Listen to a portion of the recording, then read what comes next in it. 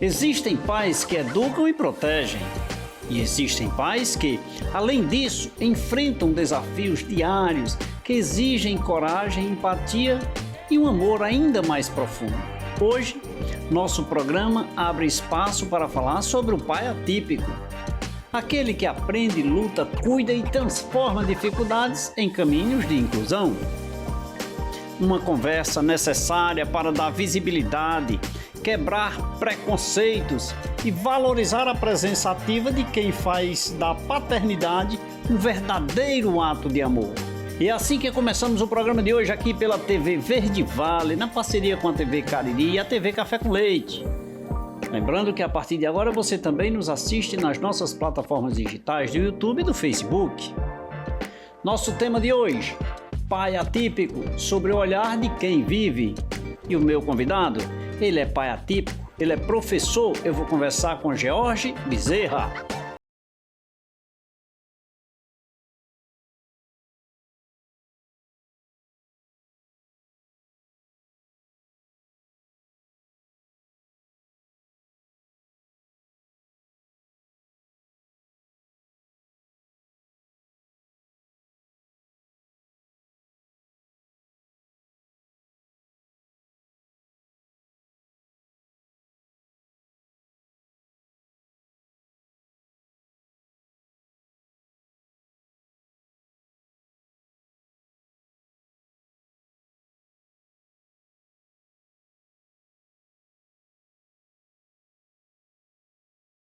Professor George, primeiro, muito obrigado por você aceitar o convite aqui para tomar um cafezinho comigo. Motivo de alegria. Seja bem-vindo.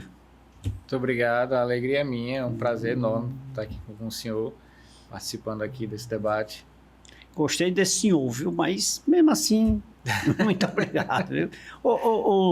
George, você também é estudante de terapia, né? Isso, terapia ocupacional, é? Isso. Nosso tema de hoje é voltado mais para o pai atípico, para a gente conhecer. Tem alguma relação? Sim. Você está estudando por isso, você é pai atípico, né? Sim. Tem alguma relação? Tem sim. O motivo de hoje eu estudar a terapia ocupacional é por conta dos meus filhos. Começou por conta do Emanuel, ele é autista, até nível de suporte 2 hoje. E um dos motivos de eu ter começado foi pela carência dos profissionais, que é muito grande na nossa região, e para poder auxiliar ele. O conhecimento que eu adquiri na faculdade, até hoje eu aplico o que eu aprendo em casa. Que bom, né? Você está estudando, isso vai usar na sua vida como profissional daqui para frente, possivelmente, e em especial, cuidar do seu filho, né? Com Quantos certeza. anos o Emanuel tem? Hoje ele tem 6 anos. 6 anos. Que bom, né? E como é ser um pai atípico? É comum, eu já gravei aqui com várias mães atípicas, né? A gente só fala da mãe atípica, parece que os meninos só têm mãe. Eu digo, rapaz, eu tenho que encontrar um pai atípico também para vir aqui conversar um pouco. É bem mais comum realmente encontrar mães para falar, porque a grande maioria são mães que ficam. A maioria dos casos, os pais acabam deixando, mas eu conheço vários pais que também resolveram ficar e por conta disso ajudam demais a família. É muito importante a participação do pai, não só na família típica, como na família típica também. De modo geral, né? A mãe e o pai, eles têm coisas a ensinar aos filhos, independente de ele ser típico ou não. A forma que a gente vê hoje, tem muitos memes que a gente também vê na internet que fazem entre a brincadeira do pai e a brincadeira da mãe. A brincadeira da mãe é aquela brincadeira mais cuidadosa, digamos assim, mais delicada. Geralmente com o pai é correr, pular, brincar, estrelinha, já é mais, digamos, emocionante. Então, por isso que os meninos ficam gostando mais do pai, né? Que o pai gosta da brincadeira e a mãe é mais ali. Realmente é que nem o povo diz que a criança sem um pai é trauma. A criança com pai é traumatismo, né? Trauma. Diga uma coisa, pai, você disse algo interessante. E tem pais que se afastam quando tomam conhecimento do filho. Sim, acontece muito. Acontece na grande maioria das vezes, como eu disse, são os pais que acabam saindo. Eu acho que é sempre um baque muito grande, tanto pai quanto para a mãe, mas eu vejo que no pai, ele tem aquela questão mais de estar à frente. E o que muitas vezes acontece na família é que é preciso reduzir, é preciso mudar as prioridades. A prioridade agora não é mais o eu, agora vai ser a criança. O que aconteceu muito conosco, com a minha família, o que aconteceu comigo, o que aconteceu com Sarita também, minha esposa, foi que a gente precisou mudar tudo. Eu antes trabalhava em 4 escolas. Eu, como professor, trabalhava em 4 escolas, manhã e tarde, chegando até quase à noite. Com o diagnóstico de Emanuel, eu tive que parar de trabalhar à tarde, diminuir minha carga horária para poder dar o suporte que ele precisava. É uma mudança radical, né? Isso. Aí nem todos aceitam, né? Muitas das vezes o pai não quer fazer essa troca. Ele quer continuar fazendo as coisas que ele quer, e quando ele vê que ele vai ter que abrir mão de muitas das coisas que ele gosta de fazer, isso daí assusta qualquer um. Né? De fato. Eu assisti numa emissora domingo agora, um programa, e uma roda lá, um cidadão que era atuou em várias novelas da Globo, que é um rapaz jovem até, e ele contou, o apresentador perguntou para ele, como é que está a sua vida? Você se afastou da televisão? Ele disse, olha, por causa do meu filho, eu mudei minha vida radicalmente. E o que é que você faz hoje? Hoje eu vendo sanduíche na praça, num trailer que eu montei lá na minha cidade, Anápolis, parece, no Goiás, não sei aonde, para lá. Mas o que foi? Aí ele foi dizer, disse, olha, eu trabalhei em novela A, B, C, D, citou lá algumas, tinha uma vida de glamour, uma vida de artista, mas quando veio meu filho e eu senti a necessidade de acompanhá-lo, eu não me recordo se ele disse se o filho era atípico ou não, mas eu estou só fazendo essa reparação em detrimento do cuidado, da mudança dele, né? Quer dizer, é uma vida que de certa forma traz glamour, traz até dinheiro, né? Ele estava ganhando bem. E para ir vender sanduíche. A própria questão de você ter o filho já muda a rotina. Sim, né? sim. Você está casado, a rotina é uma. Agora, quando você tem um filho, já muda completamente. Os lugares para sair, quando a gente vai sair, a gente tem que já se preocupar. Até as relações de amizade são outras, né? Também. Então, quando vai sair, aquele restaurante, vai ter um lugar para a criança ficar? Isso tem que pensar, né? Exatamente. É uma mudança, ou seja, tudo em detrimento do filho, né? Isso. E se o casal não dialoga, não conversa, isso não flui. Não flui de jeito nenhum. Fica muito mais complicado. Delicado, interessante, né? E agora com essas crianças, digamos assim, com TEA, dentre outros aí, outros problemas, se não tiver outros problemas, não, outras formas de viver, vamos usar assim, né? Precisa realmente ter mais atenção, mais carinho, né? Eu acho que em especial as crianças com TEA têm muito amor, não é, Jorge? Sim. Eu acho que não tem preço, né? Não, o cuidado, o prazer que a gente vê de se entregar para um filho e ver o desenvolvimento dele a partir da sua participação é uma alegria enorme. Você já percebeu essa mudança dele com a sua participação? Sim, já. Muitas vezes. Né? A gente vê, hoje a gente vê um salto no desenvolvimento de Emanuel muito grande. A gente vê, eu observo muito, porque eu sempre fui muito de observar Emanuel. Muito, porque eu tenho muito contato com ele e eu sempre fui muito observador. Desde pequeno, sempre fui muito observador. E eu observava o desenvolvimento de Nicole, a nossa mais velha, pro dele. E eu vi algumas coisas que não estavam batendo.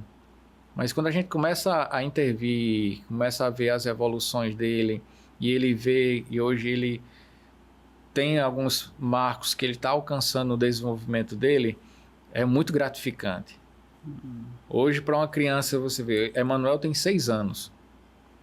Para você dizer que uma criança vai ao banheiro com 6 anos, isso é completamente normal para uma família de uma criança típica. Você dizer, meu filho vai ao banheiro.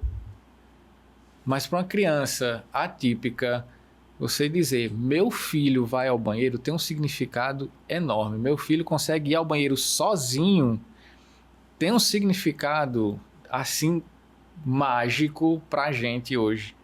Porque até algum tempo atrás ele não fazia isso. No ano passado, ele não fazia isso. Ele só usava fralda. E a gente começou a trabalhar o desfraude dele. E hoje ele conseguir ir sozinho ao banheiro, isso é muito gratificante. Imagina, que você falando aqui, eu com a cena na cabeça aqui, sabe?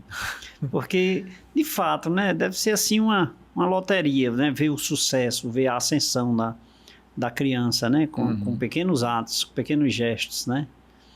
E eu não entendo... Ô, Jorge, me diga uma coisa, você encontra ainda na rua, digamos assim, rejeição? Eu não posso usar rejeição. Preconceito? Preconceito? Sim, encontro bastante preconceito. Eu vejo que o preconceito existe muito no TEA nível 1. Eles são muito mais atingidos com preconceito por conta da dificuldade de você observar aqueles detalhes que marcam o desenvolvimento. Porque muitas das pessoas que têm um preconceito têm um pouco contato com a criança. A pessoa que tem mais contato começa a ver, como eu já vi de um amigo meu, de uma pessoa que eu conheci, olhar e dizer, não acho que o filho dele que seja autista, não. Eu digo, por quê? Porque ele fala, ele interage, ele faz isso, faz aquilo. Eu digo, mas você não está em casa. Você só está vendo agora. Você não está vendo que para ele... momento, né? Isso. E para ele estar ali interagindo hoje, teve uma luta grande antes. E ele interage com qualquer um? Não. Ele interage com quem ele conhece, com quem ele já tem uma abertura. Não é com qualquer um. Se ele interage com você, sinta-se privilegiado. Porque não é com qualquer um. Se ele está ali, ele come bem hoje, está se alimentando bem, você não viu a luta que foi para chegar a ele comer determinado alimento. Quer conhecer, né? Vá viver, né? Vá conhecer. Me diga uma coisa, como você tomou conhecimento, ou qual foi a sua reação assim quando você tomou conhecimento do Emanuel? Porque a gente não espera, né? Vamos e venhamos, a gente não espera. Não espera, não. A gente não pode romantizar, o que a gente sempre diz. Eu não posso romantizar porque não é as mil maravilhas como algumas pessoas querem colocar. Eu vi, às vezes, uma vez uma postagem de uma pessoa dizer que triste é a pessoa que não tem uma criança autista. Que a coisa linda é a pessoa ter.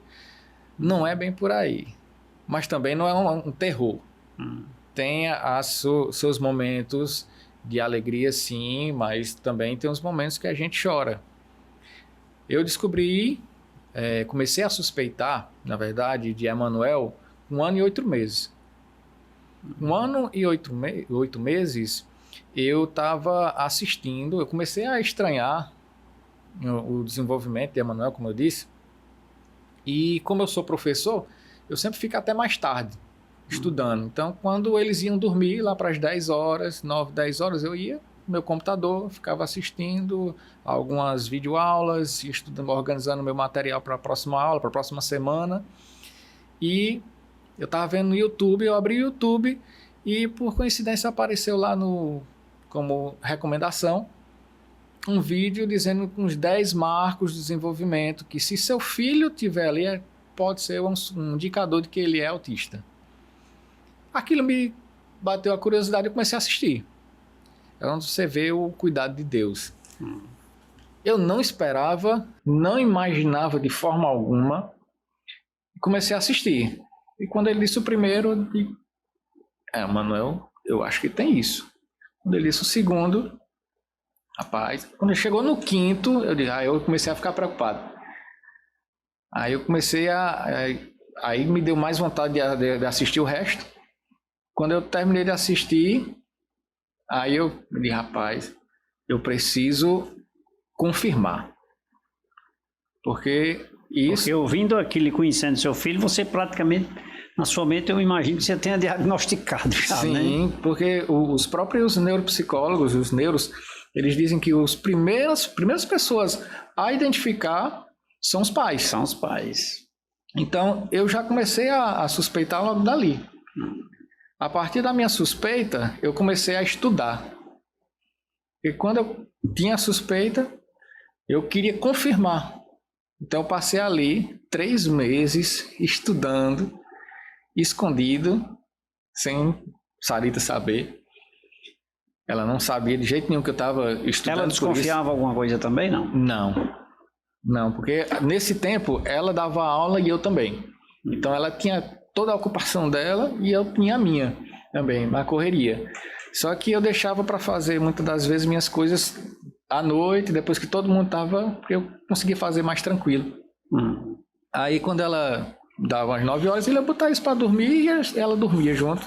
E a correria imensa no período de pandemia, a carga horária muito grande de aulas para a gente dar e se organizar.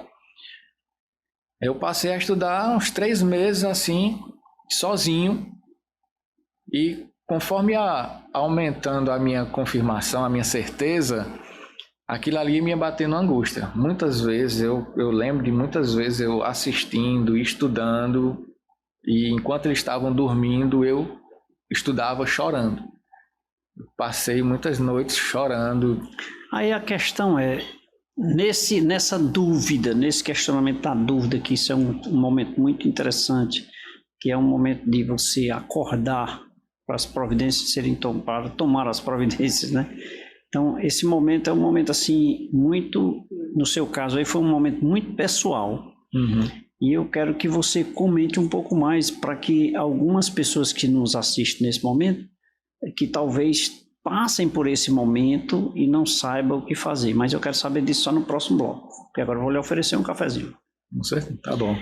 Ele é pai atípico, ele é professor. Eu converso com George Bezerra aqui no programa Café com Leite. Vamos beber água São Geraldo, meu amigo? Vamos. Por favor. Agora, professor, se disser que não gosta de café, tem uma coisa errada. É pré-requisito para professor. Pré-requisito, né? Então, por favor. Quer conhecer um pouco mais sobre a história desse pai atípico aqui no programa Café com Leite? É só você aguardar, porque no próximo bloco temos muito mais do que aprender. Daqui a pouquinho a gente volta.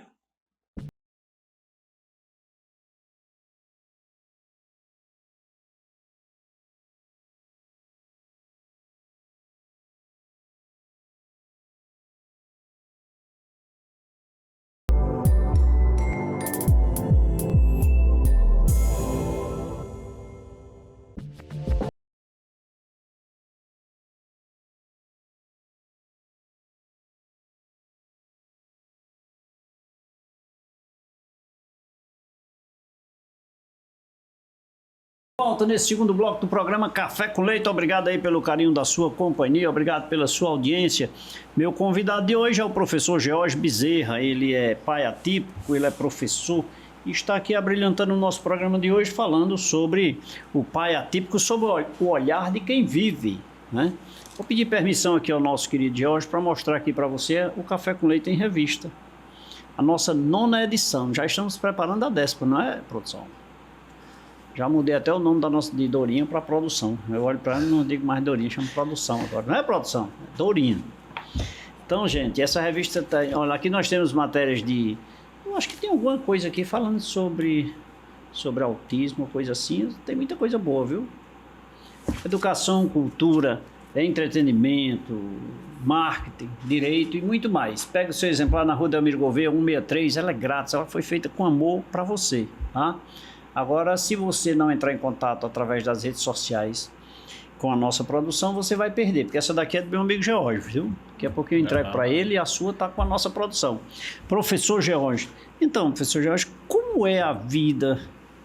Eu te cortei lá no finalzinho do bloco anterior, mas pós essa luta, você falando e eu me imaginando, né? Porque às vezes a gente sofre sozinho. E eu imaginando você, eu acho que não era diferente. Você imaginando o seu filho, vendo aqueles vídeos, aquelas orientações, né?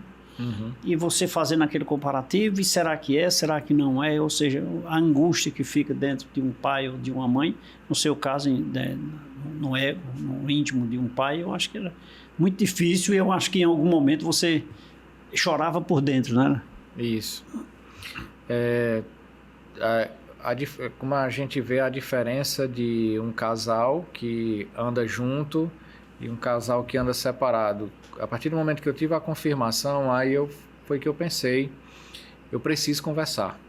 Eu preciso conversar com minha esposa. Não estava mais aguentando até, né? Chegou no momento que eu digo, aqui não me resta mais dúvida, agora a confirmação, nós vamos ter que passar para um médico, para um especialista. Só que antes eu preciso conversar com minha esposa. Aí foi quando eu cheguei e conversei com ela.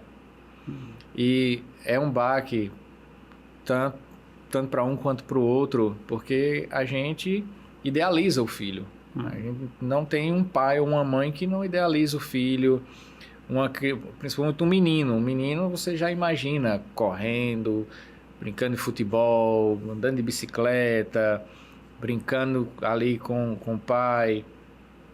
E você vê que aquilo ali, tudo que você imaginou vai ser completamente diferente, ou que pode ser diferente, assusta muito. E essa mudança para ele, para a criança, foi radical ou foi paulatinamente? Ou não houve mudança, houve só uma atenção mais especial? O senhor quer dizer para a criança, a nossa né? atenção para ele? Sim, porque assim, até então era tudo bem, né? Agora, de repente, você passou a ter uma visão diferenciada, um cuidado diferenciado ou não? Nós passamos a ter uma observação maior ainda quanto aos marcos do desenvolvimento dele. A gente via que ele já tinha 1 ano e meio e ele não falava. Então isso acendeu um alerta. Não era comum, né?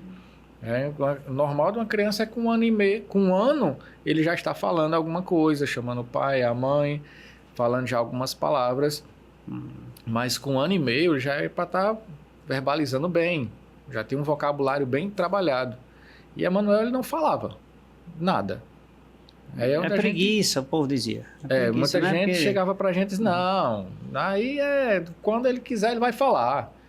É normal, cada criança tem seu tempo. E não. Cada criança tem um tempo para se desenvolver, mas ele tem também um marco certo para ele desenvolver cada fase.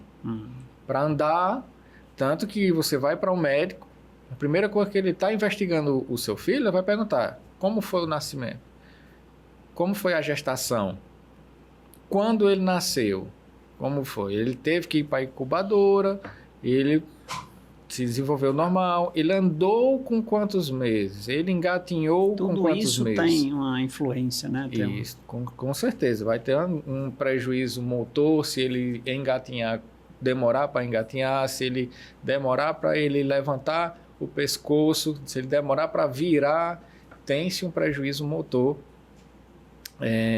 que a criança vai ter no seu desenvolvimento. E a mesma coisa da fala e os outros marcos que a gente vê.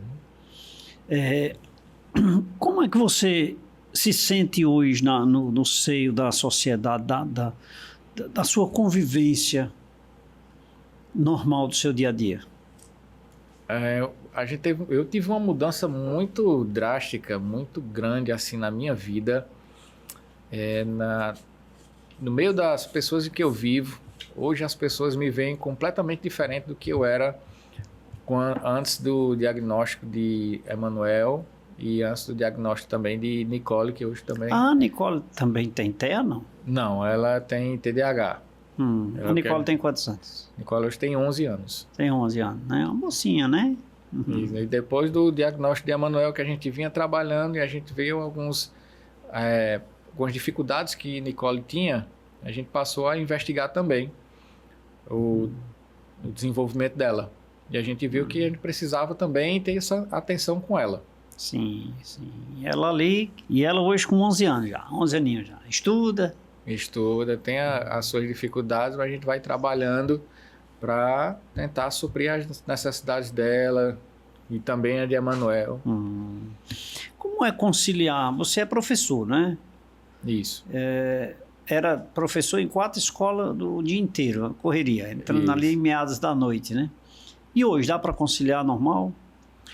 Hoje eu tive que abdicar boa parte do meu tempo de trabalho para poder dar assistência a Emanuel.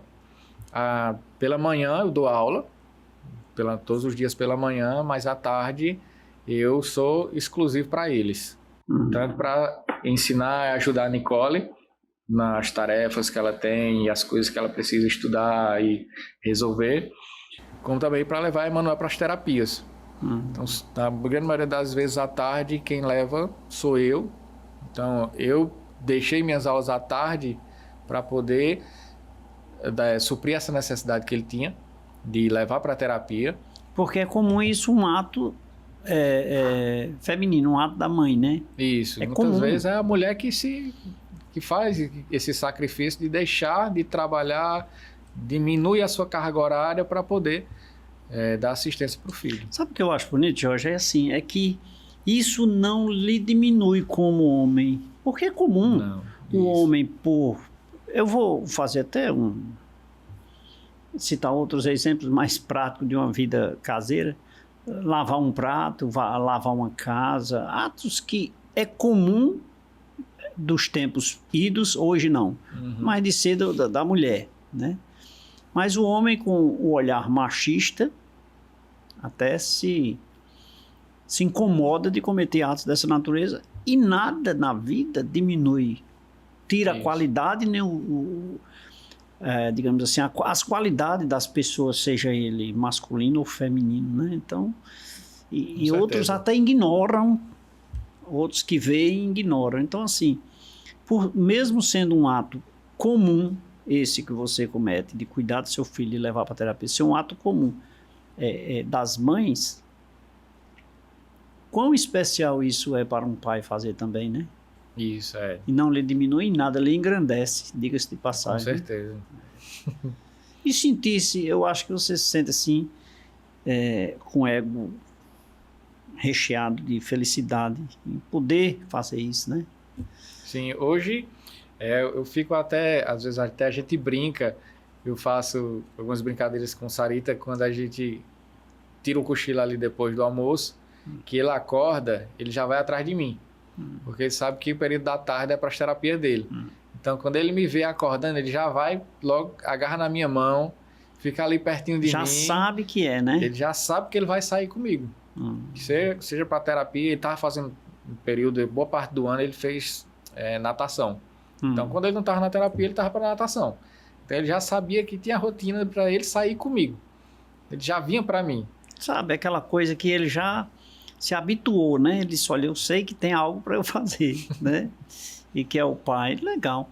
E quando você chega nos ambientes, por exemplo, é comum ter mais mulheres lá. Você vai para terapia, sei lá, tem mais gente, tem mais mães ou pais lá. Mas a maioria sempre mulheres, né? Mães, né? Mulher. Geralmente, quando eu vejo um homem, ele está junto com a mulher. Muito difícil eu ver só o homem. Quando eu vejo o homem, ele geralmente está com a mulher também. Acompanhando lá. Esse acompanhamento, né? E o Emanuel vem melhorando. Graças a Deus. Você diz pelas terapias ou você diz pelas ações de um pai? Eu vejo a nossa ação mais pela família. Não só a minha, mas a nossa ação como família. A união que a gente tem de buscar o melhor para ele, de não só esperar pelas terapias. Porque Emanuel hoje ele tem poucas terapias. Ele voltou para as terapias agora. Muitas das coisas que ele sabe hoje que ele desenvolveu foi a gente em casa. Dos nossos estudos, a gente procurou não ficar só esperando de braços cruzados, esperando que os profissionais fizessem. Então, por isso que hoje eu sou estudante de terapia ocupacional, por conta deles. Porque eu não ficava... Porque para mim me angustiava demais ficar esperando uma pessoa fazer o trabalho. Porque eu nunca gostei Que se eu preciso fazer alguma coisa e eu posso fazer, então eu vou correr para fazer. Sim, sem dúvida, ganha tempo e, acima de tudo, talvez até uma dedicação mais intensa em virtude de ser o pai, né? Isso, e a questão tempo, principalmente para uma criança autista, é crucial. O desenvolvimento, o tempo que você está perdendo esperando o desenvolvimento dele ali por conta de uma terapia, que às vezes é 30 minutos ali, são 30 minutos, 40 Me minutos. diz uma coisa, em deixando de fazer, digamos, uma terapia, como ele chega à tarde, quando você acorda, que já vai pegando na mão do papai, que já sabe que vai, se ele deixasse de ir, se uma criança atípica deixar de cumprir, ela retroage ou ela estagna? O que é que acontece? Ele pode regredir, como pode também estagnar. Mas na grande maioria dos casos é que ele pode regredir. Então, mamães e papais deem atenção contínua. Sim. A atenção é 24 horas. A atenção é como a gente feito, já vi em algumas pesquisas, sendo que a atenção de uma família com uma criança atípica se compara a um soldado na guerra. Então a atenção ali é extrema, é 24 horas. Se a gente vai sair na rua, a gente brinca dizendo que Emanuel é escoltado. Fica eu de um lado, Nicole do outro e Sarita atrás. E ele andando no meio. Ele no meio. Porque se a gente deixar, ele dispara correndo, atravessa a rua e é um perigo. Né? A gente tá na praça, a gente tem que estar olhando ele, o que é que ele está fazendo. Se ele se distanciar demais, é perigoso para ele correr e entrar em algum lugar ou acabar se machucando, atravessar uma pista com um carro em movimento. Atenção extrema. Que bom, que bom. Professor George Bezerra, aqui no programa Café com Leite, o nosso tema, o pai atípico sob o olhar de quem vive. O George é pai do Emanuel e da Nicole. O Emanuel tem o TEA e a Nicole tem TDAH, não é? TDAH. E tem, acima de tudo, além desses fatos, tem muito amor, muita atenção, muito carinho de um pai atípico. Aí a mãe ali nos bastidores fica dizendo, da mãe também. Eu sei, mas é porque o tema aqui é pai atípico, mulher. Vamos beber mais água, São Geraldo, por favor. E mais um cafezinho, claro, né? Por favor. Quer conhecer um pouco mais sobre o tema, o pai atípico sob o olhar de quem vive? Se você não é pai atípico, mas conhece alguém, escute aqui os exemplos do nosso professor George, ele que é pai atípico, quais as ações que ele comete diante do seu filho e também das pessoas, das crianças e pessoas de um modo geral atípicas, e faça o mesmo. Pense nisso. A gente volta porque no próximo bloco ele prometeu que tem muito mais. Daqui a pouquinho a gente volta.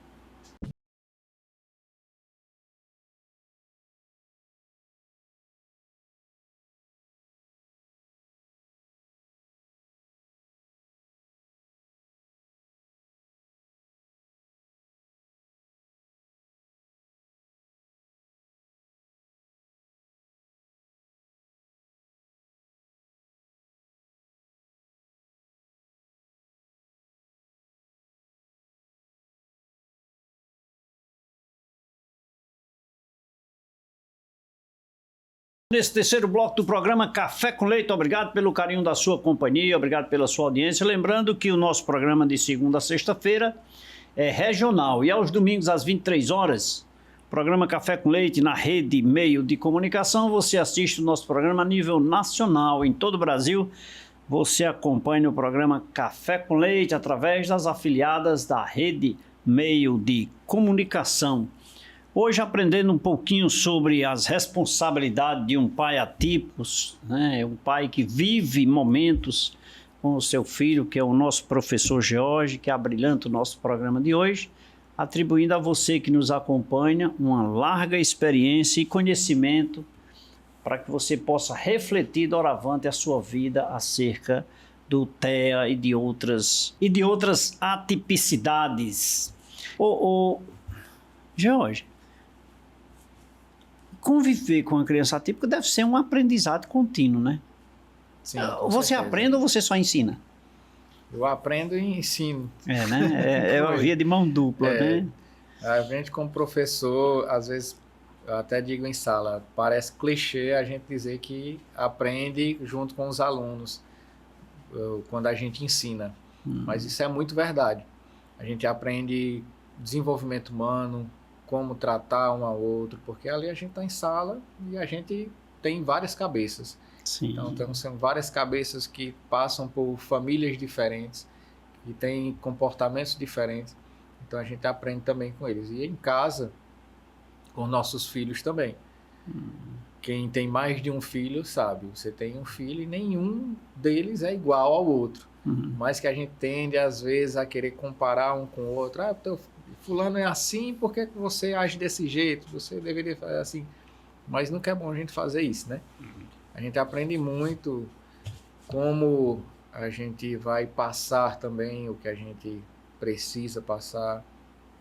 A gente aprende a quebrar algumas ideias que a gente teve e que aprendeu no nosso desenvolvimento, quando a gente cresceu com os nossos pais, que a gente vê alguns comportamentos errados e a gente acaba vendo, rapaz, eu passei por isso. Eu não quero que meu filho passe por esse problema que eu tive. Sim. Então a gente aprende a como não ensinar eles a determinado comportamento que a gente viu que nossos pais tinham e que a gente não gostava e que acaba passando para os nossos filhos, a gente acaba querendo mudar. A gente tanto aprende como ensina também. Que bom, que bom. Você é professor da língua inglesa, é isso? Isso. Não gosto da língua inglesa, parece que eu quando estudava, professor Edmilson, na época, quase não passava. Ruim de português, imagine de inglês. Mas me diga uma coisa, aí você começou a estudar agora terapia ocupacional, não é isso? Isso, terapia ocupacional. Com o objetivo exclusivo, você visualizava a melhorar a vida do seu filho? E a sua também. A gente diz assim do filho, mas na verdade é a gente, né, eu acho. Hoje a carência de terapeuta ocupacional é muito grande na região. Não só aqui na nossa região, mas no Brasil inteiro. Sim. E eu poderia até dizer que é no mundo inteiro. A carência de terapeuta ocupacional é muito grande, apesar de a terapia ocupacional hoje que a gente tem no Brasil é diferente do que a gente tem nos Estados Unidos e é diferente o contexto que a gente tem também na Europa e outros países. Mas a carência aqui no Brasil é muito grande de terapeuta ocupacional. E por conta disso tem chamado a atenção porque acaba sendo mais requisitado e acaba sendo ganhando mais financeiramente, valorizando financeiramente. Porque não era uma profissão assim, digamos assim, muito procurada, talvez por isso ou não? A terapia ocupacional, ela era procurada, mas não tanto quanto é agora, por conta do boom que a gente teve do TEA. Por conta do autismo, houve o aumento da procura nas chamadas equipes multidisciplinares, porque a principal ocupação da criança é o brincar. E a partir do brincar é que ele desenvolve as habilidades que ele precisa. Então, aquela brincadeira, só que a terapia ocupacional, ela é voltada para desenvolver, para utilizar o brincar com um fim, é desenvolver uma habilidade. Então, a forma como um psicólogo utiliza determinado objeto, determinado brinquedo, o terapeuta também pode usar o mesmo brinquedo, mas é com um objetivo diferente. Um psicólogo, por exemplo, pode usar aquela amoeba, né, para desenvolver só para ele pegar, ficar brincando ali, ter um pouco da atenção dele. Já o terapeuta ocupacional pode estar trabalhando ali a mão, uma apreensão, ou o sensorial da criança, que às vezes tem uma aversão a pegar em uma determinada textura. Então a amoeba pode estar trabalhando o sensorial dele, com a integração sensorial. Só, né? São pequenos detalhes que têm a sua relevância, né? Isso. Que legal, rapaz. Me diga uma coisa, e a relação em casa melhorou? Quando eu digo a sua relação, eu não posso nem perguntar se melhorou, se já era boa, né? Se você sentiu assim uma afinidade maior? Porque isso é muito importante. Eu imagino que seja muito importante essa questão da afinidade intrafamiliar, porque é pai, mãe, filhos, e como você disse lá no início, é uma mudança radical de vida, né? Uhum. E se não houver compreensão, se não houver, digamos assim, diálogo, isso não perdura, né? Isso, com certeza. Tem que haver o diálogo, tem que ter ali uma comunicação diariamente. Como é que a gente vai fazer? A gente, às vezes... Outro dia a gente estava até conversando e a gente faz planos. Todo mundo faz planos. Natural, né?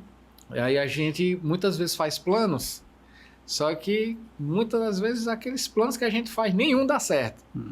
Então, às vezes a gente diz, mas quer saber? Vamos viver o hoje, porque é o hoje que a gente tem. Pronto. Então, vamos ver o que é que a gente vai fazer agora. Emanuel tem o quê? Nicole tem o quê? Nicole tem prova, então eu vou estudar com ela. E a Emanuel, mais tarde, tem terapia, então eu vou estudar com ela agora e depois vou levar a Emanuel para terapia. Então, a comunicação que a gente tem que ter para fazer a coisa funcionar tem que ser constante. Muitas das vezes acontece das provas de Nicole cair na minha semana de provas também. Aí a gente vê, essa prova é de quê? É português. Então, Sarita, português é contigo. É com você. Português é contigo, que você domina melhor. Então, vai e estuda com ela. E eu vou aqui ver com o Emanuel. Aí, quando é outra disciplina, a gente vai sempre se comunicando assim, mas tem que ter comunicação. E a terapia contribui para esse relacionamento em casa? Sim, com certeza. O comportamento de Emanuel, quando a gente vê que ele tem as terapias, que ele está sendo acompanhado com frequência, a gente vê o comportamento dele em casa. Quando ele fica mais ocioso, em casa a gente vê o comportamento dele agora que está em férias. Ele está em férias, ele não vai para a escola de manhã. Então, de manhã ele já fica ocioso. De tarde, também, para o agora, férias, os terapeutas também precisam de férias, também precisam descansar. Aí ele fica de tarde também em casa. Então, de noite a gente pensa, não, de noite a gente tem que sair. Em algum momento a gente tem que sair, porque senão... Estressa, né? Estressa o bichinho A lá. gente mesmo que é adulto, a gente não aguenta, né? Sim. Ficar o dia inteiro dentro de casa. E uma criança, né? Agora, me diga uma coisa. Diante do contexto da terapia, é comum existe o terapeuta ocupacional e o terapeuta que é psicólogo, né? Se não me falha a memória, você pode me corrigir. E eu já ouvi aqui, gravei com vários psicólogos sobre terapia, e terapia, muitas vezes você vai fazer uma terapia com o filho, o problema é com o pai, a mãe, traz os pais. Dentro da terapia ocupacional também, se trabalha os pais ou trabalha a criança? Pode ser trabalhado os pais também. Hoje, na equipe multidisciplinar, em algumas clínicas, eles até abrem. Hoje, por exemplo, a PAI. Emanuel faz algumas terapias pela PAI. E lá eles abrem também a oportunidade para atendimento para a família. Então, eles têm uns psicólogos, e se o pai ou a mãe precisa desse acompanhamento, ele pode requisitar, fazer o pedido lá de, preciso ser atendido também, eu preciso ter um acompanhamento psicológico. Tem dentista também, às vezes, e em outras áreas também. O terapeuta ocupacional, a área da terapia ocupacional é enorme. Muito bem. E você está gostando da terapia ou ela é intimamente ligada a cuidar do seu filho? Quando eu digo gostando, se você está gostando daquilo que você está estudando, se era aquilo que você imaginava. Sim, com certeza. O motivo foi Emanuel, mas conforme eu fui estudando, eu comecei a ver, isso foi me abrindo os olhos para outras coisas que eu não enxergava ainda. Tanto que a mudança que eu tive, eu também escrevi um capítulo do livro de Sarita, que ela vai publicar depois. E nesse capítulo eu falo sobre como foi a minha mudança de olhar do desenvolvimento humano, como eu mudei a minha percepção do carinho e do cuidado de Deus em nossa vida. De como é o desenvolvimento desde o embrião até quando ele nasce e o seu desenvolvimento durante o restante da vida.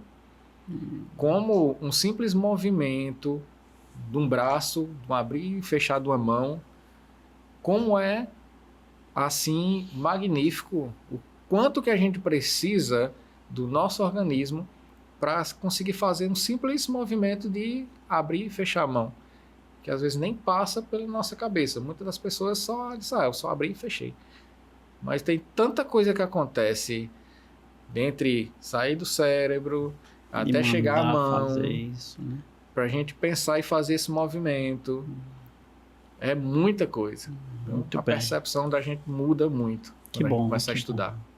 Ô, professor Jorge, nossa conversa está maravilhosa, mas eu preciso fazer um intervalo porque a produção fica brigando comigo ali que eu preciso parar um pouquinho para tomar um cafezinho. Dá certo? Café é bom, café é bom. Então vamos tomar um cafezinho e a gente volta logo, tá bom? Vamos. E você, fique ligado. O nosso intervalo, só aquele tempo do cafezinho. Daqui a pouquinho a gente volta.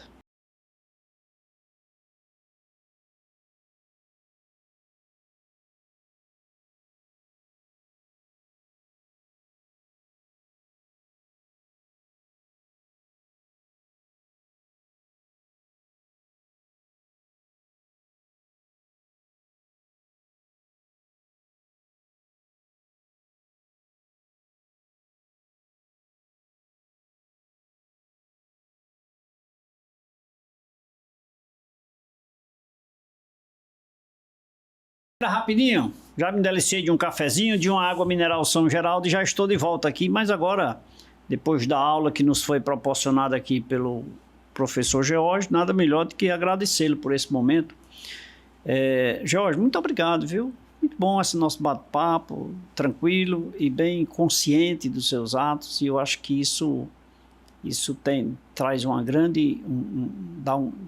Temos que dar um grande valor a essas expressões citadas como exemplos para que as pessoas que nos acompanham repensem suas vidas, né? Repensem cada momento, até mesmo naquele momento, como você disse durante o programa, quando eu estou aqui, que eu vejo uma criança e me incomoda talvez uma brincadeira, um gesto, um ato daquela criança. Então, que repense sua vida. Se essa semente ficar plantado, eu fiquei muito feliz. Eu ficarei muito feliz. Aí eu digo, George, venha novamente que a semente ficou plantada. Muito obrigado, viu? Eu que agradeço a oportunidade e eu encorajo aos pais que permaneceram com seus filhos, que continuem com a família. A sua participação na família é muito importante. É muito importante o que você tem para passar, por mais que você não saiba, mas a criança ela vai enxergar. Mas que você não saiba como você vai passar isso, mas lá na frente você vai entender a importância. E vai passar, né? E vai passar. E vai passar. Muito obrigado mais uma vez, tá? E a você que nos acompanhou até agora, muito obrigado pelo carinho da sua companhia, obrigado pela sua audiência. A esposa do professor George, Sarita, veio aqui também, está aqui nos bastidores do programa, quero mandar um abraço para ela. Que ela vai assistir o programa, ela prometeu que vai assistir o programa, e se ela não assistir, ai, já vou ficar chateado, mas brincadeiras à parte, um abraço para você, Sarita, obrigado aí pelo carinho da sua audiência, mandar um abraço aqui para o Emanuel e para a Nicole. Ô Emanuel, puxa mais no braço do teu pai e vai brincar que ele vai para a rua contigo, ele prometeu aqui no intervalo, viu? Ele disse que adora brincar com você, um beijo para você, um beijo para a Nicole, Deus abençoe vocês. Tá? E que vocês têm pais maravilhosos. Todo dia um beijo neles, viu? Não deixe só eles darem em você, não. Mandar um abraço também para Denise Ribeiro, na Rua do Mosteiro. Denise nos assiste sempre. Dona Salete, no aeroporto. Damiana e Sérgio, lá em Barbalha. Doutor Queiroz, advogado. Doutor Cavalcante, também advogado trabalhista. Juarez, em Missão Velha.